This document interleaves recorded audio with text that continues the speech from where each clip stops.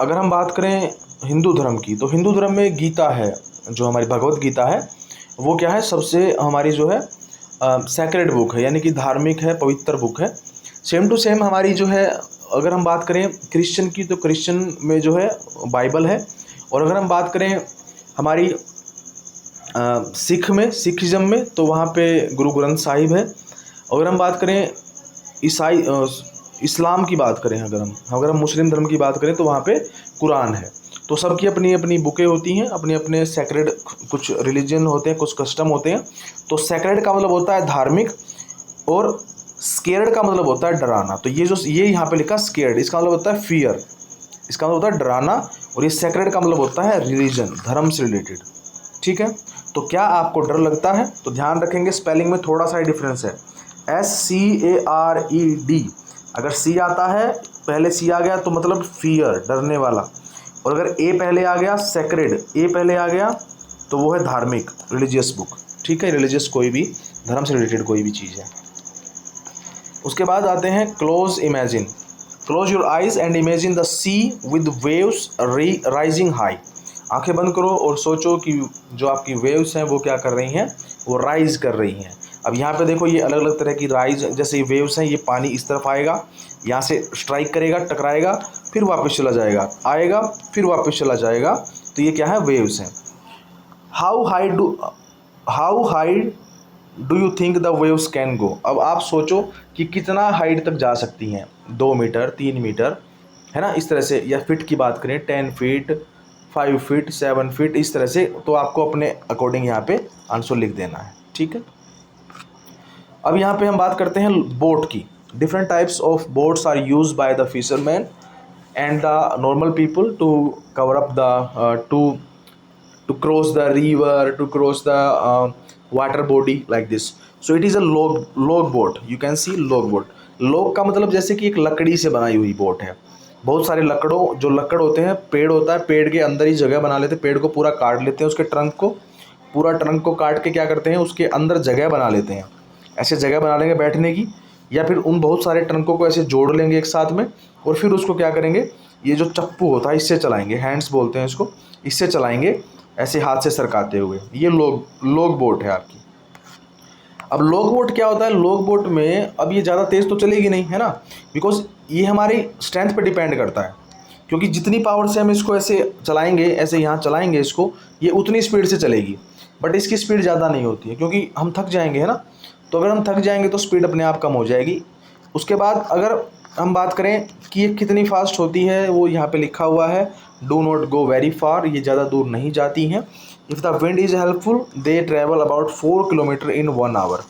वो कहते हैं कि अगर हवा चल रही है अच्छे से, तो हवा चल रही है तो it will cover 4 kilometre in 1 hour. 1 घंटे में, यानी कि 1 आवर में 4 किलोमीटर ही क्रॉस कर पाएगी, ये 4 किलोमीटर ही जा पाएगी। ठीक है, how long will they take to go distance of 10 kilometre. अब देखो बेटा, क्वेश्चन यहीं से स्टार्ट होते हैं हमारे, कि किस तरह से हम चीज़ों को बनाएंगे। अब इस चीज़ को सोल्व करने से पहले मैं कुछ फॉर्मूलाज हैं वो आपके साथ डिस्कस करना चाहता हूं, कि किस तरह से फॉर्मूले बनेंगे और कैसे हमको करने हैं। ठीक है, तो चलो एक न्यू स्क्रीन लेते हैं, उसमें सोल्व करते हैं। देखो, आपको एक चीज़ याद रखनी है कि जो डिस्टेंस है ना, तो डिस्टेंस का जो फॉर्मूला होता है वो होता है speed multiply with time. Speed को टाइम से मल्टीप्लाई करा दो तो आपका फॉर्मूला बन जाता है डिस्टेंस का। अब इसी चीज़ को अगर मान लो, अगर इसी चीज़ को उल्टा कर दें, मान लो हमें निकालना है स्पीड, तो अगर आपको स्पीड निकालना है ना, तो स्पीड निकालने के लिए क्या करना पड़ेगा, स्पीड को टच नहीं करना, इसको यहीं पे रखो। ये जो टाइम है ना, उसको डिस्टेंस के नीचे ले जाओ। ये टाइम है, इसको इसके नीचे लिख दो, बस फॉर्मूला बन गया हमारा। सेम टू सेम अगर हमें टाइम निकालना है, अगर हम बात करें टाइम की, तो टाइम निकालना है तो टाइम को रखो एक तरफ, वहीं छेड़ो मत उसको। और इस तरफ क्या है, इस तरफ तो डिस्टेंस ही है, सेम टू सेम डिस्टेंस लिख दो। और बेटा क्या करेंगे, अगर टाइम निकाल रहे हैं तो स्पीड को नीचे ले आओ, बस बन गया formula. Formula number 3, formula number 2, और स्टार्ट की थी डिस्टेंस से, फॉर्मूला नंबर 1। ठीक है, तो तीन ही चीज़ काम आएंगी। पहली है डिस्टेंस की, आपको देखना है कि डिस्टेंस कितनी है। डिस्टेंस के बाद आपको चेक करना है कि उसके अंदर कितनी, देखो ध्यान से, पहले डिस्टेंस है हमारी। अब डिस्टेंस को कैसे बनाते हैं, स्पीड मल्टीप्लाई विद टाइम। अब अगर आपको स्पीड निकालनी है तो टाइम को नीचे ले जाओ, अगर आपको फिर टाइम निकालना है तो स्पीड को नीचे ले जाओ। तो इस तरह से क्या करना है, ये फॉर्मूला हमारा बनता है।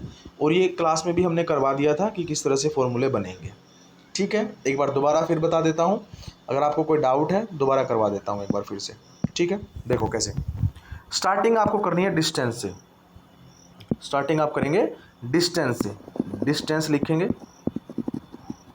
डिस्टेंस का फॉर्मूला होता है स्पीड, स्पीड कितनी स्पीड से चल रहे हैं, और टाइम कितनी देर में चल रहे हैं, यानी कि आपने कितनी डिस्टेंस कवर करनी है, इसका पता आप इस बात से लगाएंगे कि आप किस स्पीड से चल रहे थे और कितने टाइम में चल रहे थे। इन दोनों को मल्टीप्लाई करा दोगे तो आंसर बनेगा डिस्टेंस का, सॉरी फॉर्मूला बनेगा डिस्टेंस का। सेम टू सेम अगर आपको निकालना है टाइम, अब देखो इसी फॉर्मूले से बनेंगे दोनों, और बाकी दो फॉर्मूले भी, कुछ ज़्यादा नहीं सोचना है। डिस्टेंस अपनी जगह पे सेम रहेगा, डिस्टेंस को छेड़ना ही नहीं है आपको, आप डिस्टेंस को टच ही नहीं करेंगे। तो इसका मतलब अगर टच ही नहीं करेंगे तो क्या करना पड़ेगा, बाकी दोनों चीज़ों में चेंज आएगा। देखो डिस्टेंस सेम रहेगी। अगर आपको निकालना है टाइम, अगर टाइम निकालना है तो टाइम को तो इसी साइड रखो, टाइम को छेड़ो ही मत। स्पीड जो है दूसरे वाला जो उसके साथ में है उसको नीचे ले आओ, डिस्टेंस के नीचे लिख दो, बस फॉर्मूला बन गया आपका। सेम टू सेम अगर हम बात करें, फिर डिस्टेंस को नीचे लिख दो, डिस्टेंस हमेशा सॉरी ऊपर रहेगी नीचे नहीं आएगी। अब टाइम का फॉर्मूला तो हमने निकाल लिया, बच गया कौन, स्पीड बच गया। तो स्पीड को इसके नीचे क्या आ जाएगा, टाइम आ जाएगा, तो इसके नीचे टाइम लिख दो। तो बेटा ये हमारे 3 फॉर्मूलाज बन गए इस तरह से। अब इन फॉर्मूलाज को कॉपी में लिख लो और इनको हम अभी यूज़ करने वाले हैं। ठीक है, स्क्रीनशॉट लेना, स्क्रीनशॉट ले लो, और कॉपी में लिखना है तो इसको लिखो साथ में और तभी करो ताकि समझ में आता रहे साथ में। तो चलो चलते हैं अभी वापस अपने काम पे आते हैं, कहाँ से हमने स्टार्ट किया था। तो वो कह रहा था कि 1 घंटे में चलती है 4 किलोमीटर। तो वो पूछ रहा है कि 10 किलोमीटर पूरा करने में कितना टाइम लेगा, they take to go. Take का मतलब है यहाँ पे टाइम, क्या लेंगे वो, कितना टाइम लेंगे। तो यहाँ पे आपको क्या करना है, अब पूछा है उसने टाइम, टाइम का फॉर्मूला क्या है, टाइम का फॉर्मूला डिस्टेंस हमेशा ऊपर रहेगी, ये बात रखेंगे याद। डिस्टेंस डिवाइड बाय, अब 3 ही चीज़ थी हमारे पास, डिस्टेंस था, टाइम था, स्पीड था। तो टाइम का फॉर्मूला निकालना है तो डिस्टेंस रहेगी ऊपर, तो क्या कर देंगे यहाँ पे नीचे क्या आ जाएगी, स्पीड, बस। अब आप इस बात में कन्फ्यूज मत होना कि मैंने टाइम इस साइड क्यों लिखा है, क्योंकि बीच में इक्वल का साइन है तो दोनों में कोई फ़र्क नहीं पड़ता। 5 रुपये का नोट यहाँ रखो या 5 रुपये का कॉइन इस तरफ रखो, या कॉइन को इस तरफ रखो और नोट को इस तरफ रखो, वैल्यू दोनों की सेम ही रहेगी। ठीक है, दोनों 5 रुपये में ही चलेंगे, 5 रुपये की चॉकलेट ही खरीदी जाएगी उससे, क्योंकि दोनों की वैल्यू 5 रुपये है। चाहे आप कॉइन लेके जाओ चाहे आप नोट लेके जाओ, वैल्यू सेम ही रहेगी। तो इसलिए don't be confuse if I write time this side and the formula this side, okay, no problem. अब आते हैं, उसने बोला 10 किलोमीटर कवर करना है, तो बेटा वो 10 किलोमीटर है डिस्टेंस, तो डिस्टेंस की जगह पे आ गया 10, और स्पीड कितनी थी 4 किलोमीटर, तो स्पीड थी 4, तो आपको लिखना है 4। अब इसको डिवाइड करेंगे, अब देखो दोनों ना सेम, ये चेक करना है कि कौन किसकी टेबल में आते हैं दोनों, तो दोनों आते हैं 2 की टेबल में, तो 2 2 जा 4 होता है एंड 2 5 जा 10 होता है। अब इसको, ये ऊपर बच गया 5, नीचे बच गया 2। अब इसको आप ऐसे सोल्व कर सकते हैं, 5 को अंदर रखो, 2 को बाहर, 2 2 जा 4, 5 - 4 1, तो आंसर आ गया 2 × 1/2 आवर्स। आवर्स लिखेंगे, ठीक है, घंटे हैं, ये टाइम की बात चल रही है। ओके, तो 2.5 घंटे में वो 10 किलोमीटर चलेगा। ओके, इस तरह से करेंगे। अब इसको भी अगर आगे सोल्व करना है तो इसका भी एक तरीका है, अब वो भी बता देते हैं क्या तरीका है। अब वो तरीका ये है कि हमने लिखा 1/2 लिखा हमने, अब 1/2 की जगह पे हम कुछ और भी लिख सकते थे, वो क्या लिख सकते थे वो देखो, इसको आगे भी सोल्व कर सकते थे अगर करना है तो, बट अगर आप रहने दें तो तब भी काम चल जाएगा, कोई बात नहीं है। लेकिन फिर भी अगर आगे सोल्व करना तो मैं करवा देता हूँ, कोई बात नहीं, ऐसा नहीं है कि, चलो स्टार्ट करते हैं। तो देखो यहाँ पे हमने क्या लिखा था, 5 लिखा था, यहाँ पे 2 लिखा था, 2 2 जा 4 होता है, माइनस कर दो, 5 माइनस 4 1 होता है। अब देखो आगे ना बेटा, आगे डिजिट ही नहीं बचे हमारे पास, 5 ही था ओनली। तो आपको क्या करना पड़ेगा, आपको यहाँ पे एक पॉइंट लगाना पड़ेगा, यहाँ पे पॉइंट लगा दो, 2 के बाद 5 के बाद, और यहाँ पे लिख दो 0, और इस 0 को नीचे उतार के ले आओ। अब नीचे बन गया बेटा 10, तो 2 5 जा होता है 10, एंड 10 माइनस 10 होता है बेटा 0। तो आंसर आ गया बेटा 2.5। ठीक है, और ये जो हमारा है, ये जो हमारा 2.5 है और 2.5 है, दोनों का मतलब एक ही होता है। ठीक है, दोनों ही आंसर सही हैं आपके, तो दोनों तरीके से आप कर सकते हैं, दोनों आपके करेक्ट हैं। ओके, चलो आगे देखो, guess how far you can go in 1 hour if you walk fast. तो आप कितना किलोमीटर चल सकते हैं, आप वो अपने अकॉर्डिंग लिख सकते हैं कि आप कितना चलते हैं। ठीक है, ये क्वेश्चन आप अपने आप कर लीजिएगा, कोई इसमें बड़ी बात नहीं है। आगे हम बात करते हैं, fisherman can feel the wind and look at the sun to find out which way to go. Many of us would get lost and not be able to find our way on the sea where you only see water water and nothing else. तो अब ये कहता है कि अब मान लो आप ocean में यानी कि सी में अपनी बोट लेके गए हुए हैं, तो आपको कैसे पता चलेगा कि किस डायरेक्शन में जाना है, किस तरह से आप जाएंगे, और डायरेक्शन कैसे पता चलेगी आपको कि ईस्ट किस तरफ है, वेस्ट किस तरफ है। तो बेटा सबसे अच्छा एग्जाम्पल होता है हमारा सन। तो जो सन है हमारा, सन राइज करता है ईस्ट में, sun rises in the east. अब सुबह सुबह मान लो तुम रात को खो गए या दोपहर को खो गए कहीं पे, तो मान लो रात को ही खो गए तुम, सुबह जिस तरफ से दिन निकलेगा उस तरफ से आपको पता चल जाएगी कि उस साइड में ईस्ट है, उसके अपोजिट में क्या होगा, वेस्ट होगा। एग्जाम्पल देखो अभी कैसे, अब जैसे ये है हमारा, तो अगर मान लो सन तो ईस्ट में निकलता है, तो ईस्ट हो गया ये वाला। अब यहाँ पे आपकी जो है, ये खड़े हैं आप यहाँ पे, तो बीच में खड़े हैं, तो आपने देखा कि भाई हम खो गए हैं, तो आप सुबह जब आप उठे तो आपने देखा कि सन जो है इस तरफ से राइज हो रहा है, तो आपको पता चल गया कि इस तरफ तो ईस्ट है और इसके अपोजिट साइड में वेस्ट होता है, फिर इस तरफ हमारी नॉर्थ बनेगा और इस नीचे हमारा साउथ बनेगा। So you will find the direction. ठीक है, और अगर ठीक है, अब ये यहाँ पे यही पॉइंट, यही हमारे जो मेन है वो पॉइंट आते हैं। नेक्स्ट हमारा है from look at the sun and find out the direction. ये हो गया, मैंने बता दिया। ठीक है, name 2 things that are lying in your west. आपके वेस्ट में जो 2 चीज़ें हैं उनके नाम लिखो। And from where you are what interesting thing do you see in your east. आपके ईस्ट में कौन सी चीज़ें हैं जो आपको इंटरेस्टिंग लगती हैं, वो आपको बतानी है। तो सुबह आप उठेंगे तो आप देखेंगे कि ईस्ट किस, जो हमारा सन है वो कौन सी डायरेक्शन में, किस तरफ आपके घर के किस साइड में राइज कर रहा है और सुबह सुबह निकल रहा है, और शाम को किस तरफ छिप रहा है। तो जिसमें यानी कि सेट हो रहा है, तो जब सुबह निकलेगा तो समझ जाना वो वाली जो आपकी डायरेक्शन है वो ईस्ट है, और उसके अपोजिट में बनेगा आपका वेस्ट। ठीक है, तो इन चीज़ों से आपको क्या पता चलेगा, आपको डायरेक्शन का पता चलेगा। चलिए अब हमारे कुछ जो स्टेट्स हैं उनके बारे में बात कर लेते हैं, जहाँ से हम फिश वगैरह जहाँ से पकड़ते हैं। अब जिस जिस जगह पे हमारा जो सी है, ओशन है, यानी कि ओशन तो काफ़ी दूर पड़ता है, तो सी की बात करते हैं। ये हमारा यहाँ पे अरेबियन सी है, और यहाँ पे बे ऑफ बंगाल है। ठीक है, और ये पाक स्ट्रेट है नीचे। तो ये श्रीलंका और जो इंडिया है उसके बीच की जगह है। ठीक है, इसको कहते हैं ज्वाइनिंग पॉइंट एक तरह से ओशन का, जो स्ट्रेट होती है, संधि होती है एक तरह से, हिंदी में संधि बोलते हैं। कोई बात नहीं, उसके बारे में हम बात नहीं करेंगे अभी ज़्यादा।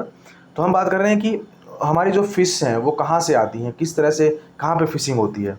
तो आप ध्यान से देखेंगे कि जिस जिस तरफ पानी टच कर रहा है हमारे इंडिया को, वहीं पे फिशिंग होती है। ठीक है, तो ये देखो ध्यान से, ये वाला जो एरिया है, ये ब्लू कलर जो दिख रहा है आपको, ये हमारा, इसके साइड में ये इंडियन कोस्ट है, सीमा है ये इंडिया की। तो ये वाला पोर्शन है। अब ये वाला मत लेना, ये बांग्लादेश है। ठीक है, तो यहीं तक हमारी जो है कोस्ट है। तो यहाँ पे जो ये जो जगह है ना बेटा, ये सारी की सारी जगह पे क्या करते हैं, फिशिंग करते हैं। तो ऐसा हो सकता है कई जगह पे कि वहाँ पे फिशिंग नहीं होती हो, क्योंकि वहाँ पे ऐसा एनवायरनमेंट नहीं होगा। अब ऐसा क्यों नहीं होगा, जैसे आप क्वेश्चन करो कि भाई ऐसा क्यों है, क्यों नहीं होगा, तो इसका एग्जाम्पल ये है कि जो जिस तरह से हमारा जो डेजर्ट है, हमारा राजस्थान में क्या है, थार डेजर्ट है, अब उसके अंदर क्या है, बहुत सारा सैंड है। सैंड है तो सैंड में क्या होता है, सैंड में ट्री पैदा नहीं होते हैं। कोई कोई प्लांट है जो, कोई कोई ट्रीज हैं जो पैदा हो जाते हैं, बट वहाँ पे ऐसे गेहूँ तो उगा नहीं सकते आप, चावल तो उगा नहीं सकते आप, है ना। तो वहाँ पे भी क्या है, वहाँ पे कुछ लिमिटेशन है। इसी वजह से वहाँ पे क्या होता है कि पेड़ पौधे नहीं लगते हैं। सेम टू सेम बेटा पानी में जो नमक होता है, सैलिनिटी जिसको बोलते हैं, सैलिनिटी कम ज़्यादा हो सकती है, जिसकी वजह से क्या हो सकता है कि मछलियाँ वहाँ पे नहीं पैदा हो रही हैं, मर रही हैं, वो वहाँ पे जाएंगी ही नहीं। या वहाँ पे एनवायरनमेंट चेंज हो गया है, मान लो ठंड आ गई है, विंटर स्टार्ट हो गई, तो वो क्या करेंगी, वो गर्म जगह पे जाना पसंद करेंगी, क्योंकि ठंड में मर जाएंगी वो। अब मरेंगी क्यों, इसके पीछे भी एक रीज़न है। इसके पीछे रीज़न ये है बेटा कि दे आर कोल्ड ब्लडेड। वो क्या है, कोल्ड ब्लडेड है। And we humans are warm blooded. Warm मतलब कि गर्म, गर्म खून के हैं हम। और जो मछलियां हैं वो कैसी हैं, वो कोल्ड ब्लडेड हैं। अब दोनों में डिफरेंस क्या है, दोनों में डिफरेंस ये है कि कोल्ड ब्लड जो होता है वो ठंडा ही रहता है, वो बदल नहीं सकता। गर्मी में जाएंगे तो गर्मी उनसे बर्दाश्त नहीं होगी, सर्दी में जाएंगे तो सर्दी में, यानी कि वो अकॉर्डिंग टू कंडीशन अपने आप को चेंज नहीं कर सकते जैसे हम करते हैं। जैसे ठंड में जाते हैं तो ठंड में भी हम रह लेते हैं, गर्मी ज़्यादा हो जाती है तो भी हम रह लेते हैं। बट बेटा मछलियाँ ऐसे नहीं होती हैं, यानी कि जो भी कोल्ड ब्लडेड एनिमल्स होते हैं उनमें ऐसी पावर नहीं होती है उनकी बॉडी में कि जिससे वो किसी भी मौसम में ज़िंदा रह सके। बट हम इंसानों में ऐसा होता है कि हम किसी भी जगह पर जाकर रह सकते हैं। वी कैन सर्वाइव एवरीवेयर, हम हर जगह पर रह सकते हैं, बट हमें अपने आप को कंडीशन में ढालना आता है। ठीक है, कुछ ऐसी भी जगह जहाँ पे बहुत ज़्यादा ठंड पड़ती है, बहुत ज़्यादा गर्मी पड़ती है, बट हमारे पास ऑप्शंस हैं तो हम उन ऑप्शन का यूज़ कर लेते हैं। जैसे जहाँ गर्मी ज़्यादा पड़ती है वहाँ पे एसी यूज़ कर लेते हैं, जहाँ पे ठंड ज़्यादा पड़ती है वहाँ पे हीटर यूज़ कर लेते हैं। तो इस तरह से there are many things, many alternates so that we can survive. ठीक है, अब ये जो मैप है ये आपके काम आ सकता है, इसमें जो आपका ईवीएस में भी काम आ सकता है। ठीक है, अब आते हैं व्हाट अ कैच। अब यहाँ पे आप देखेंगे कि ये जो फिश है ये स्वॉर्ड फिश है। अब स्वॉर्ड फिश के कुछ एग्जांपल यहाँ पे देखिए, नीचे आ गया है, ये एक और एग्जांपल है। स्वॉर्ड का मतलब होता है तलवार, स्वॉर्ड मतलब तलवार। तो ये जो इसकी आगे का जो है नोक है ये इसकी, ये एक बिल्कुल तलवार की जैसी होती है। तो तलवार की जैसी होती है इसलिए इसको क्या कहते हैं, स्वॉर्ड फिश कहते हैं। ठीक है, अब यहाँ डिफरेंट डिफरेंट टाइप्स की आप देख सकते हैं, मैंने 2 फोटो अलग से डाल दिए हैं इसमें, आप देख सकते हैं। उसके बाद हम बात करते हैं, there are some boats have motors and go further into the sea. यानी कि कुछ बोट ऐसी होती है जिनमें मोटर लगी होती है और मोटर की वजह से वो ज़्यादा तेज़ी से चलती है। Since they go far out they can catch more fishes. अब ज़्यादा दूर जाएंगी तो बेटा ज़्यादा फिशेस पकड़ के लाएंगी। दे बोट ट्रेवल्स फास्टर, वो स्पीड से चलती हैं। सीधी सी बात है भाई, मोटर चलाएगी तो स्पीड से चलेगी और अगर हाथ से चलाओगे तो स्लो चलेगी। And speed of about 20 kilometre 1 hour. बेटा इनकी स्पीड क्या है, 20 किलोमीटर होती है 1 घंटे में। अब एक बात ध्यान से सुनेंगे और देखेंगे कि अगर आपको कहीं पे ऐसा लिखा मिले 20 किलोमीटर पर HUR, इसका मतलब क्या है 20 किलोमीटर, और ये जो ओब्लिक का साइन है इसका मतलब है पर, और इसका मतलब है आवर। और इसी को सेम टू सेम ऐसे भी लिख सकते हैं 20 किलोमीटर पर आवर। ठीक है, ऐसे भी लिखते हैं। और इसको 20 km ऐसे करके और सिर्फ H भी लिख सकते हैं।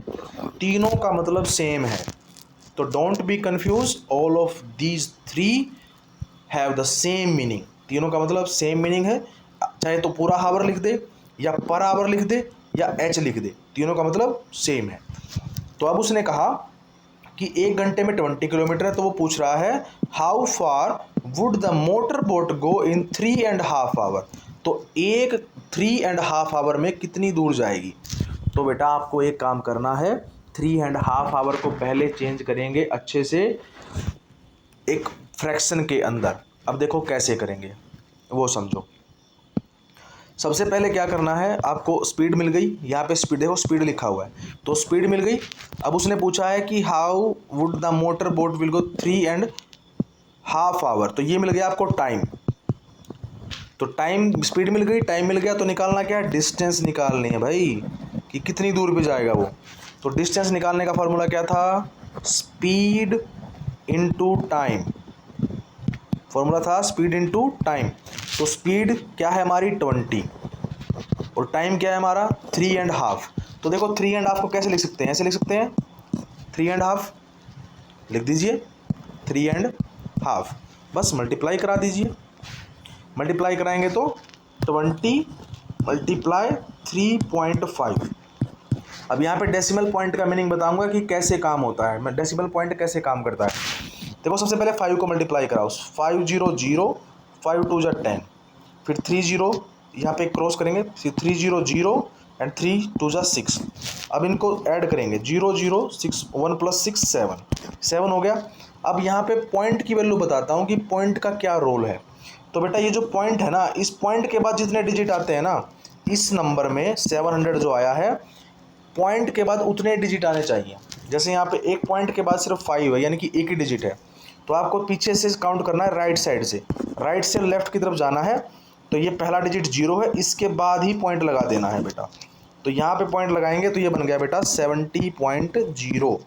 ठीक है, तो ये बन गया 70 किलोमीटर। ठीक है बेटा, ये आंसर हो गया आपका। और एक बात और आपको बता दें कि पॉइंट लगने के बाद 0 की कोई वैल्यू नहीं होती है। ठीक है, अब जैसे फॉर एग्जांपल हम बात करें कि अगर हम बात करें, जैसे मान लो 7 है हमारे पास, अगर आप 7 के आगे 0 लगाते हैं, इसकी कोई वैल्यू नहीं है, ये 0 ही रहेगा, 7 ही रहेगा। एक और 0 लगा दो, नो इफेक्ट, 1 मोर 0 नो इफेक्ट, 1 मोर 0 नो इफेक्ट, 1 मोर 0 नो इफेक्ट, 1 मोर 0 नो इफेक्ट, कोई फर्क नहीं पड़ रहा, ये 7 ही है। बट अगर आप इसके पीछे 0 लगाते हैं, तो पहले 70, 700, 7000, 70,000, 7 लाख, 70 लाख, तो ये वैल्यू क्या हो रही है, बढ़ रही है। ये एरो का साइन मैंने ऊपर की तरफ किया है, इसका मतलब वैल्यू बढ़ रही है। और अगर मैं कहीं पे करूँ ऐसे नीचे की तरफ एरो का साइन, इट मीन्स वैल्यू कम हो रही है। अब बेटा बात करते हैं पॉइंट की। तो जब आप पॉइंट की बात करते हैं तो पॉइंट में वैल्यू थोड़ी उल्टी हो जाती है। अब देखो कैसे। पॉइंट में अगर आपने यहाँ पे ये 7 लिखा है और इसके अगर पीछे 0 लगा दी, ये 0 1 2 3 4 5 6, अगर आपने पॉइंट लगा दिया जिस भी 0 के बीच में, मान लो आपने पॉइंट लगा दिया यहाँ, इसके बीच में लगा दिया, ये 3 जीरोज़ के बाद, तो बेटा जैसे ही आपने पॉइंट लगाया इन तीनों की वैल्यू खत्म हो गई, तो वैल्यू बच गई सिर्फ हमारी 7000। ये रूल है डेसिमल का। ठीक है, अगर पीछे 0 है उसके बाद तो उसकी वैल्यू खत्म। बट अगर ऐसा होता कि ये होता 6 जीरोज होती और इसके बीच में हम मान लेते हैं कि यहाँ पे होता पॉइंट इस 0 के बीच में, बट आप सोचो कि यहाँ लास्ट में होता 1, अगर यहाँ पे होता ये 1, तो बेटा तब ऐसा नहीं कर सकते थे कि इनको काट दो, नहीं, क्योंकि लास्ट में 1 है और जब तक लास्ट में 1 रहेगा इसकी वैल्यू है। वैल्यू कब नहीं है, जब सारी की सारी पीछे जीरोज़ हैं। ठीक है, ये बात याद रखने की है, इंपॉर्टेंट है। अब बात करते हैं आगे 0 लिखने से क्या होता है। ये 7 है, यहाँ पे 0 कोई वैल्यू नहीं, यहाँ पे 0 कोई वैल्यू नहीं, यहाँ पे 0 कोई वैल्यू नहीं। बट बेटा अगर आपने इनके बीच में यहाँ मान लो 0 लगा, यहाँ पे पॉइंट लगा दिया, सपोज करो आपने यहाँ पे पॉइंट लगा दिया और इसके बाद फिर एक और 0 लिख दी, तो बेटा इसका मतलब ये हुआ कि आपने 10,000% क्या है 10,000 पार्ट बना दिए उस टोटल वैल्यू के। अब कैसे, अब देखो पार्ट कैसे बनते हैं। देखो ये जो टोटल वैल्यू है ना, ये जो 7 है, सबसे पहले इन सारी जीरोज़ को लिख लो सेम टू सेम। पॉइंट कैसे हटाते हैं वो बता रहा हूँ अभी। अब जैसे इस तरह की कोई वैल्यू हमको दे दी, इसको चेंज करेंगे तो कैसे लिखेंगे। देखो पहले सारी की सारी 0 लिख दो, 0 0 0 एंड 7 लिख दिया। उसके बाद क्या करो, नीचे लिख दो 1 लिखने के बाद अब काउंट करो कितने डिजिट्स हैं, पॉइंट काउंट करो ये टोटल कितने डिजिट्स थे, 1 2 3 4 एंड 5 थे। तो बेटा 1 के बाद पॉइंट के बाद कितनी जीरोज़ थी, कितने डिजिट थे, 4 डिजिट थे। तो सारे के सारे लगा दो बेटा, 1 2 3 4। ठीक है, दोबारा बता देता हूँ। यहाँ पर हमारे क्या थे, 0.0007 था। तो अगर आपको इसका पॉइंट हटाना है, ये पॉइंट जो मैंने लगाया था, इस पॉइंट को ख़त्म करना है, तो क्या करो, ये सारी 0 सेम टू सेम लिख लो पहले और पॉइंट को हटा दो। ये पॉइंट हटा दिया, अब उसके नीचे 1 लिख दो, नीचे डिनोमिनेटर में 1 लिख दो और पॉइंट के बाद जितने भी नंबर आए ना वो सारे के सारे नंबर लिख दो। नंबर का मतलब है कि उतनी ही 0 लिख दो। पॉइंट के बाद, तो पॉइंट के बाद एक ये डिजिट आई है 1 2 3 एंड 4, तो 4 डिजिट, तो बेटा 40 लिख दो यहाँ पे, आपका आंसर आ जाएगा। फिर मैंने आपको बताया था कि जब यहाँ पे देखो, यहाँ पे बताया था कि अगर किसी नंबर के पहले जीरो लगाई हुई है तो उसकी कोई वैल्यू नहीं होती, तो इसका मतलब बेटा इनकी कोई वैल्यू नहीं है। तो आंसर बन गया 7 डिवाइड बाय 1 0 0 0 एंड 0। ये सेम टू सेम लिख दिया बेटा मैंने, ठीक है। ये इस तरह से करना है आपको, अंडरस्टूड दैट। एक बार और बता देता हूँ मैं, अगर समझ में नहीं आया तो। ये वाला लास्ट वाला,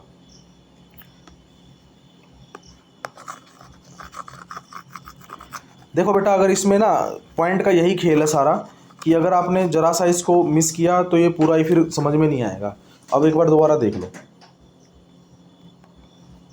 मैंने कहा कि अगर यही नंबर है, कोई नंबर है, अगर इसके आगे जीरो लगी हुई है, ऐसे जीरो लगी हुई है, तो अगर जब तक इसके आगे जीरो लगी हुई है कोई फर्क नहीं पड़ता, ये 7 ही रहेगा, नो इफेक्ट, इसकी तरह।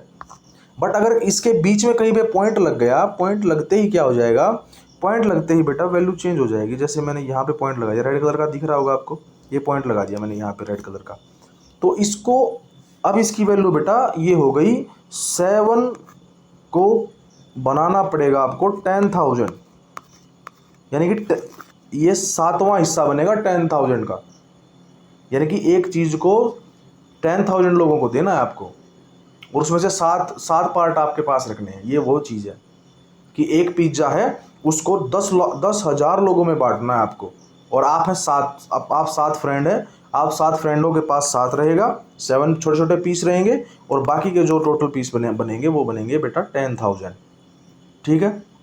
अब देखो, तो इसको पॉइंट हटाने को पॉइंट कैसे हटाते हैं। सबसे पहले ना सारी की सारी जो ऊपर नंबर लिखा है उसको पूरा का पूरा लिख लो, उसके डिवाइड में क्या करो, पहले 1 लिख दो, 1 लिख के, और पॉइंट के बाद जितने भी डिजिट हैं वो सारे लिखो, उतनी जीरो लिख दो। तो यहाँ पे पॉइंट यहाँ पे लगा हुआ है, यहाँ पे इसके बाद 1 2 3 एंड 4, तो 4 डिजिट है बेटा इसके बाद, तो कितना जीरो लिखोगे, 4 डिजिट लिख दोगे इसके पीछे, तो बेटा ये आंसर आ गया। और अभी मैंने बताया था इस वाले में पार्ट में कि जब अगर किसी नंबर के आगे जीरो लगी हुई है और बीच में पॉइंट नहीं है तो उसकी कोई वैल्यू नहीं है, तो ये सारी जीरो कट गई बेटा, तो आंसर आ गया 7 डिवाइड बाय 10,000। यही हमारा एग्जैक्ट आंसर है, ठीक है। ओके, इसका स्क्रीनशॉट ले लेना या साथ में लिखते रहना बेटा, ठीक है भाई। ये हो गया हमारा, ये हमारा इसमें डेसिमल का भी हमारा जो है वो पॉइंट टॉपिक जो है वो कवर अप हो गया है। नेक्स्ट हमारा ये आता है, इसमें हम करेंगे how much time will they take to go 85 kilometre. अब बेटा यहाँ पे वो टाइम पूछ रहा है, हाउ मच टाइम, तो उसने टाइम पूछा है, तो सबसे पहले तुमको टाइम का फॉर्मूला ही पता होना चाहिए, you have to know the formula of time. तो टाइम का फॉर्मूला क्या था, डिस्टेंस हमेशा ऊपर रहेगी, ये बात भूलने का नहीं, डिस्टेंस डिवाइड बाय स्पीड, तो आपको ये बात नहीं भूलनी है कि डिस्टेंस हमेशा ऊपर रहेगी, अगर यहाँ पे टाइम है तो नीचे स्पीड मिलेगा, ऊपर स्पीड है तो नीचे टाइम मिलेगा, बस इतना याद रखो। तो डिस्टेंस कितनी दी है उसने, 85 kilometre, distance is 85 kilometre, and उसकी जो स्पीड है, स्पीड कहाँ पे दी हुई थी, ये दी हुई थी 20 किलोमीटर, तो बेटा 20 से डिवाइड कर दो, ठीक है। अब दोनों के दोनों को सोल्व करेंगे, तो सोल्व करेंगे कैसे सोल्व करेंगे, दोनों के दोनों 5 से डिवाइड हो रहे हैं, तो 5 4 जा 20, 5 1 जा 5, लेकिन यहाँ पे तो 8 था, तो 8 था तो 8 माइनस 5 कितना होता है 3, तो 3 एक्स्ट्रा बच गया, और ये यहाँ पे 5 है पीछे, तो 5 इसमें ऐड किया तो बन गया 35। अब 5 की टेबल में 7 जहाँ पे आता है 35, तो इस 5 को भी काटो और यहाँ लिखो 7, तो बन गया 17/4। तो 17 और 4 दोनों एक टेबल में तो आते नहीं हैं, तो इसका सीधा लिखो 17/4, ठीक है। अब इसको आगे सोल्व करना है, तो आगे सोल्व करना है तो क्या करेंगे, 17 को अंदर रखो, 4 को 4 से डिवाइड करो, 4 4 जा 16, एंड 17 माइनस 16 होता है 1, तो आंसर आ गया 4, यहाँ लिखते हैं, रिमाइंडर को ऊपर न्यूमरेटर में लिखेंगे और डिवाइजर को ऐसे लिखेंगे, तो आंसर आ गया 4 इंटू 1/4 आवर्स, ठीक है, ऐसे करना है, ओके। ये हमारी मोटर बोट है, मोटर बोट की बात करें तो जिसमें मोटर लगी होती है, मशीन की तरह काम करती है एक तरह से। अब मोटर लगी है तो स्पीड ज़्यादा होगी, स्पीड ज़्यादा होगी तो स्पेस भी ज़्यादा बन जाएगा, काफ़ी सारी मछलियाँ उसके अंदर आ सकती हैं, आप ये देख सकते हैं। ठीक है, but the fisherman are worried now very worried, they are there are some very big machine boats travellers in the business. अब वो कहते हैं कि छोटी छोटी जो बोट वाले हैं वो काफ़ी परेशान हो गए हैं। वरीड का मतलब होता है परेशान हो गए हैं, क्योंकि जो मशीन बोट है ये बड़ी बड़ी बोट आ गई हैं। अब मशीन वाली आ गई तो इनका बेचारों का काम क्या है, ठप हो गया है, क्योंकि इनकी ज़्यादा मछलियाँ पकड़ नहीं पाते हैं, क्योंकि ज़्यादा दूर भी नहीं जा पाते हैं, है ना। बड़ी वाली जो फिश जो हमारी बोट है, दे travel for far away and bring more and more fishes, but they have very less fishes because of short distance covered by them। बिल्कुल कम कम दूरी पे जा पाते हैं वो। They go far out and pull their big nets deep in the sea. वो कह रहा है कि वो बड़े बड़े क्या है अपने नेट को डालते हैं समुद्र में और सी में डालते हैं और वहाँ से मछलियाँ निकाल लाते हैं।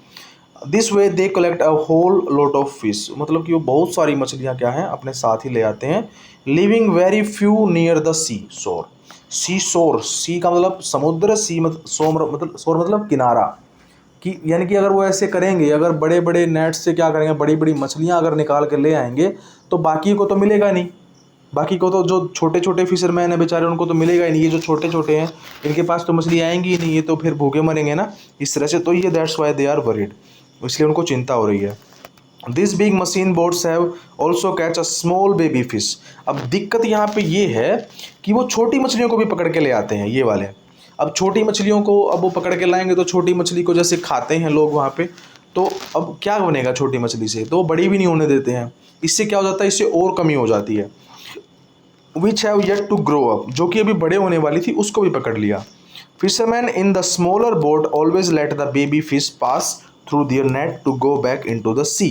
अब वो कहता है कि ये जो छोटे छोटे जो फिशरमैन हैं ये क्या करते हैं, अगर कोई छोटी मछली आ जाती है इनके नेट में तो ये क्या करते हैं, उसको छोड़ देते हैं ताकि वो वापस ओशन में चली जाए और बड़ी हो जाए। ठीक है, they choose a net size in such a way that only the grown up fish are caught. यानी कि वो ऐसा जाल रखते हैं जिसमें बड़ी मछलियाँ ही फंस सकती हैं, छोटी मछलियाँ क्या होती हैं उसमें से निकल जाती हैं।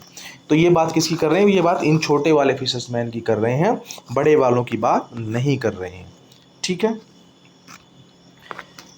आगे देखिए। For hundreds of years fishermen have cared for the sea and its fishes and fished only a little to eat and cell.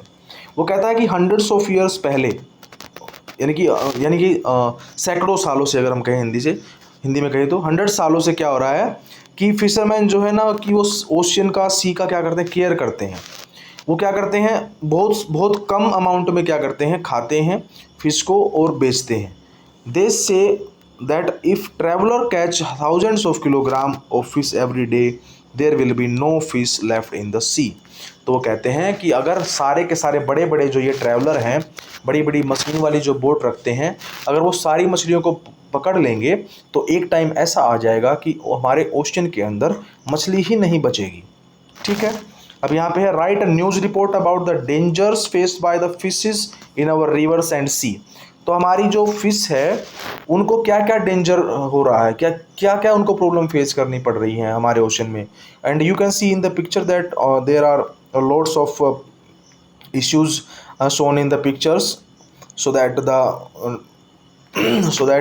fishes are dying, वो मर रही हैं। तो अब देखो यहाँ पे ये जो है ये मरी हुई है यहाँ पे फिश हमारी। ये यहाँ पे ये आदमी जो है मास्क लगा रखा है इसमें, और यहाँ पे देखो कितनी गंदगी है। तो हम इन सब का एक ही से कनेक्शन है, किससे, फिश से। ये सभी पोल्यूशन से रिलेटेड है कि हमारे जो ओशन में है उसमें पोल्यूशन बढ़ रहा है। इस आदमी ने मास्क क्यों लगाया है, क्योंकि यहाँ पे जो है वो the oil is leaked, oil जो है वो लीक हो गया है, जिसकी वजह से क्या हो गया है कि मछलियाँ के हैं मछलियाँ सांस नहीं ले पाई। क्यों, क्योंकि पूरे का पूरा जो ओशन है वो कवर हो गया ऑयल से। ठीक है, ऑयल से कवर हो गया तो सांस नहीं ले पाई, क्योंकि मछलियाँ सांस पानी में लेती हैं, ऑयल में नहीं लेती हैं। Similarly we can take breath in the air not in the smoke. जिस तरह से हम पानी जिस तरह से हम हवा में सांस लेते हैं, धुएं में सांस नहीं ले सकते हैं, स्मोक में सांस नहीं लेते हैं, वैसे ही मछलियाँ पानी में सांस लेती हैं, ब्रीथ करती हैं, but not in the oil, oil में सांस नहीं लेती हैं। तो इस वजह से क्या करेंगी बेचारी, वो मर जाएंगी। ठीक है, these are the different types of